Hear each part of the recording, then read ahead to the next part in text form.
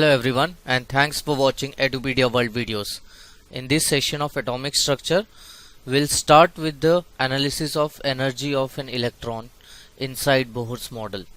Alright, so we'll look at the Bohr's model and the expression of energy that he derived and how we can use that expression for our own analysis. So let's talk about energy of an electron first. What do we mean by the energy of electron? See, electron by itself can be said to have the energy as that of the energy of the orbit in which it is revolving. Okay, let me rephrase that. Energy of the electron is basically nothing but the energy of the orbit in which it is revolving.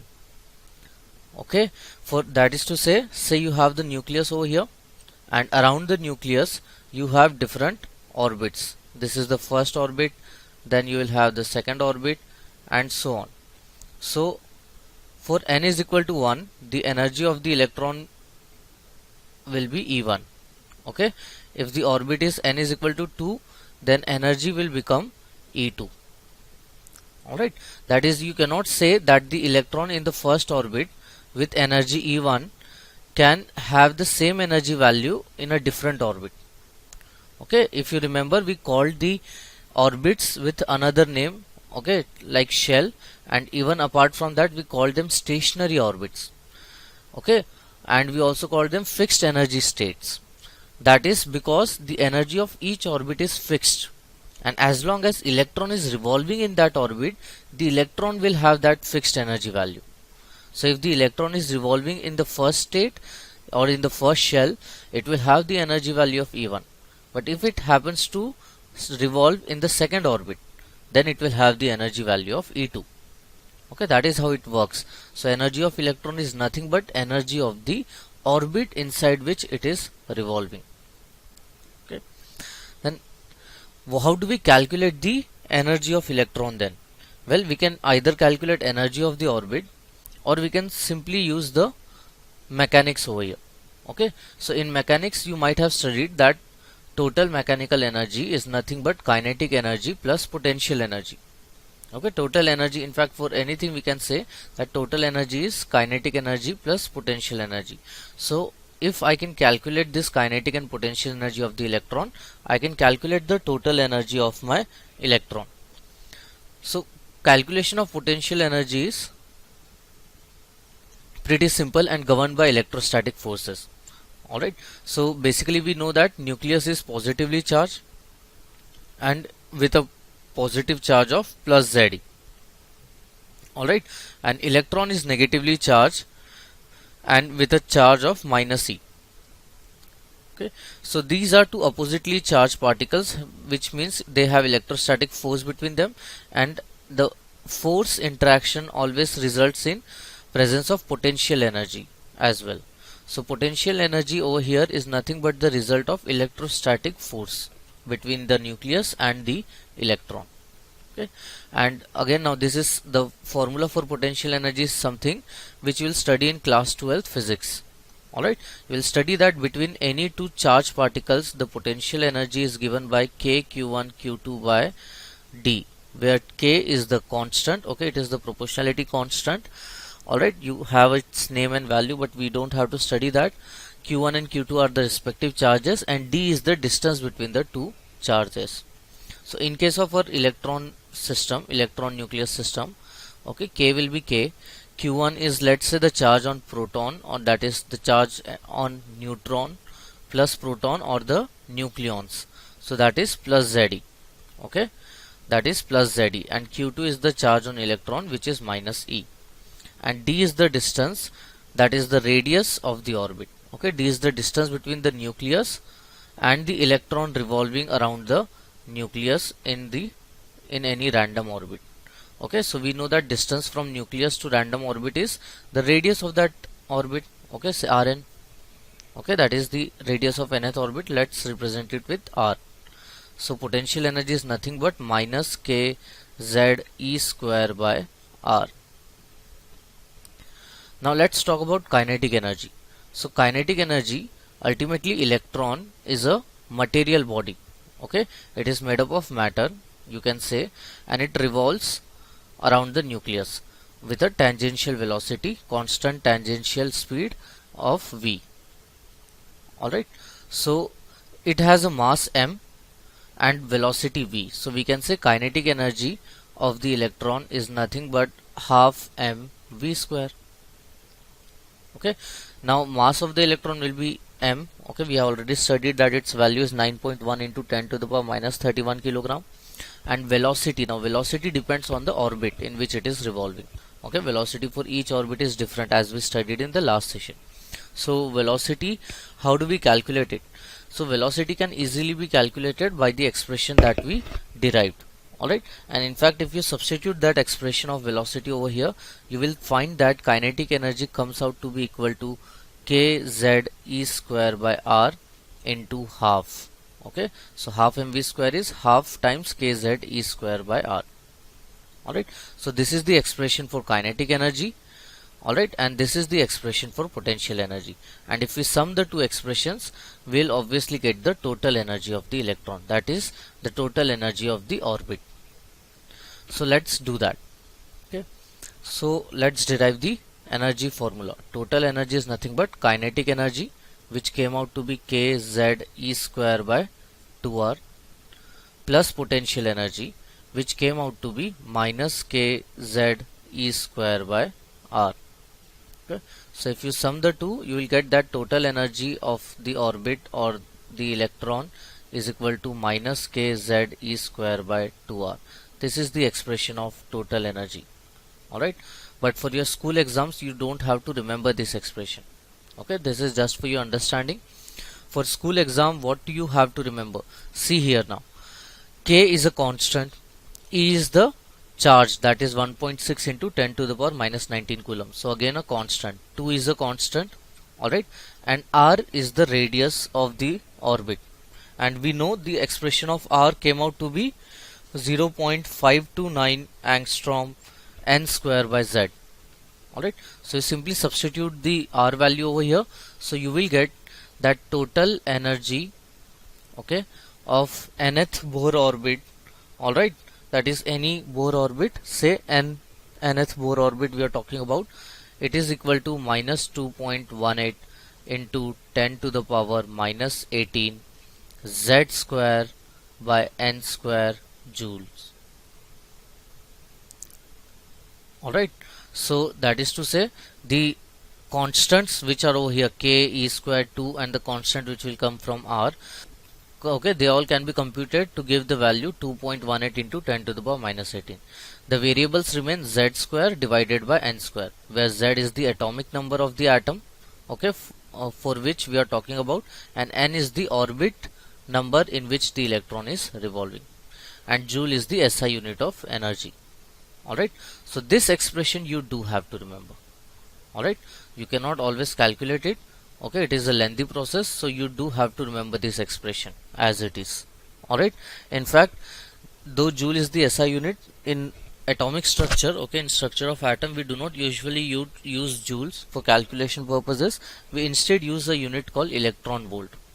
Alright, and we won't go into the conversion right now, because again that is something you will understand easily once you have studied electrostats in force or in physics.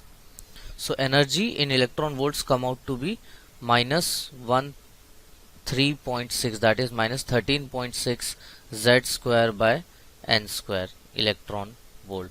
Okay, so this is again a value which you should remember.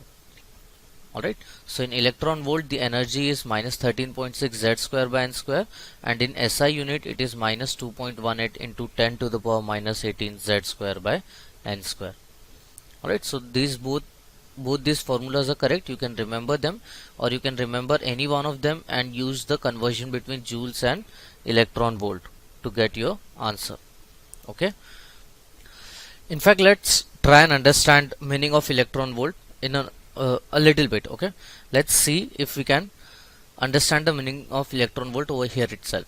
See, electron volt, the unit electron volt is nothing but 1 electron volt can be defined as, okay, when a charge of E is accelerated through a potential difference of 1 volt. Okay, so this is the negative end, let's say, of your battery, and this is the positive end. So, and let's say the potential difference between these two ends is of 1 volt. So if the electron is accelerated across this 1 volt, okay, 1 volt potential difference, at the end of its journey it will acquire some amount of kinetic energy, and that energy is said to be equal to 1 electron volt. Okay, and in joules its value will be equal to simply the charge on the electron, which is 1.6 into 10 to the power minus 19 joule. So 1 electron volt is nothing but 1.6 into 10 to the power minus 19 joule.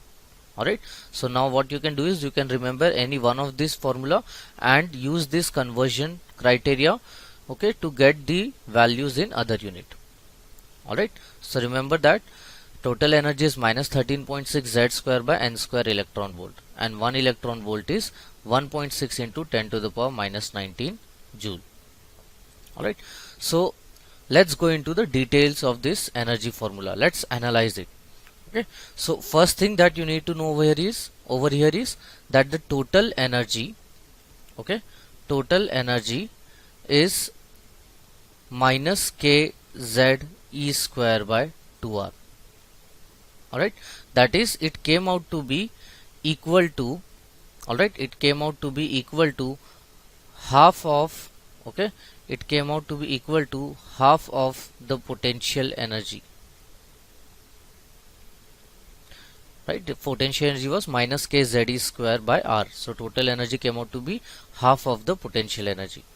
Okay, and if you remember, the expression for kinetic energy was same as this, kz e square by 2r, but with a positive sign. So you can also say that the mod value of total energy is simply equal to the mod value of kinetic energy. That is, if we just compare the magnitudes, then this is the expression which we get. Okay, it's quite obvious as well. Total energy, if you remember, it was kinetic energy plus potential energy.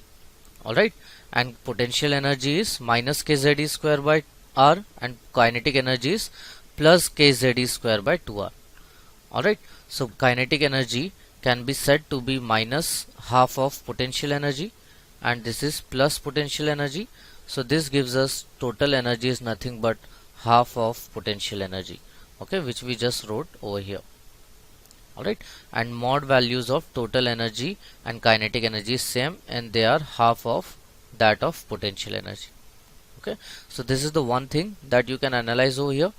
Other things that you can see is the expression, the final expression that we derived. Total energy is minus 13.6 Z square by N square electron volt. Alright, from here, see, there are few aspects over here which we should look into further details. First is the n. Okay, n represents the orbit number in which electron is revolving. So what happens if I increase the n? Okay, if I increase the value of n, the denominator over here increases, which means this whole ratio, the magnitude of this whole ratio decreases, and but it has a negative sign, so the total energy in all will increase. That is, as n increases, total energy will increase. Okay, it is quite obvious. Let's see. Okay, total energy is nothing but minus 13.6 Z square by N square. For now, let's talk about hydrogen atom, and we know that for hydrogen Z is equal to 1. Okay, it has only 1 as its atomic number, only one proton inside it. So total energy for hydrogen will be minus 13.6 1 square divided by n square. So if we are talking about the first orbit, n is equal to 1, then total energy comes out to be minus 13.6 divided by 1 square, that is minus 13.6 electron volt. If n is equal to 2, total energy comes out to be minus 13.6 divided by 2 square. Okay, so that is around minus 3.4 electron volt. So see, minus 13.6 is less than minus 3.4. That is, the total energy increases with increase in orbit number. Okay, so we are not talking about just magnitude of total energy, we have to see it with sign. It has a negative sign, right? So as n increases, total energy increases. Okay, similarly, if Z increases, the total energy will decrease. What is Z? Z represents atomic number, that is it represents number of protons inside the nucleus, okay, or it represents the positive charge on the nucleus. So if instead of hydrogen I had, let's say, a helium atom, alright, then I know that for helium, that is He positive. If I take helium ion instead of atom, then I can apply Bohr's model on it because it has only one electron. So for this He positive species, Z is equal to 2. Alright, so if I calculate total energy will be minus 13.6 Z square, that is 2 square divided by n square. Okay, let's say we are talking about first orbit, so n is equal to 1. So this comes out to be around minus, okay, let's calculate it. So minus 54.4 electron volt, which is less than minus 13.6. So as Z increases, total energy decreases. Alright, and as n increases, total energy increases. Okay, remember this because students often forget the negative sign over here. Okay, and they just assume that if n will increase, total energy will decrease, but there is a negative sign. So if n will increase, total energy will also increase. Alright, so now let's look at another aspect. So we have seen the relevance of Z, we have seen the relevance of n. Now let's look at that negative sign over there in further detail. Okay, so what does this negative sign represent? See, the total energy came out to be negative, alright, in any Bohr orbit. So if n increases, okay, so if n increases, this total energy also increases. Alright, that is, say this is my nucleus. If I am at n is equal to 1, okay, then my total energy, or let's say energy, is E1, and as I go further away from the nucleus, my energy keeps on increasing to E2, E3, alright, and so on. Okay, so how far away can I go from the nucleus? We haven't put a limit to it. Okay, we never saw that Bohr said this, that the orbits are limited in number. Okay, we never studied that the orbit, maximum value of orbit can only be this and this value. Okay, so there is nothing like that.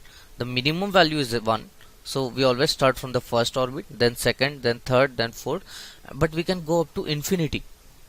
Alright, that is, we can go up to very high values of n.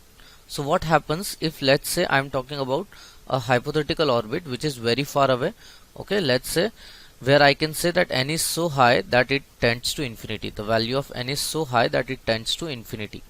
In that case, I can say that total energy is equal to minus 13.6 Z square divided by n square, where n tends to infinity. And if n tends to infinity, alright, this implies 1 by n tends to 0. So if n tends to infinity, total energy tends to 0. Alright, so total energy, as we go away from the nucleus, the energy of orbit keeps on increasing, and finally at n tending to infinity, the energy of orbit, or E infinity, becomes 0. Okay, that is, the orbit present at infinity has 0 energy, which is the maximum value of energy. Okay, so obviously any values below that maximum value will have negative sign, because the maximum value itself is 0, and what is less than 0? Well, negative. Alright, so mathematically we saw, okay, we derived how that total energy came out to be negative, because its expression was minus kZe square by 2r, so it is negative. Okay, but qualitatively, what can this negative sign indicates? This negative sign indicates the bound state of electron. Okay, it indicates that the electron is bound to the nucleus, alright, and it cannot move, okay, easily away from the nucleus. That is to say, it is in a stable state when it is revolving around the nucleus.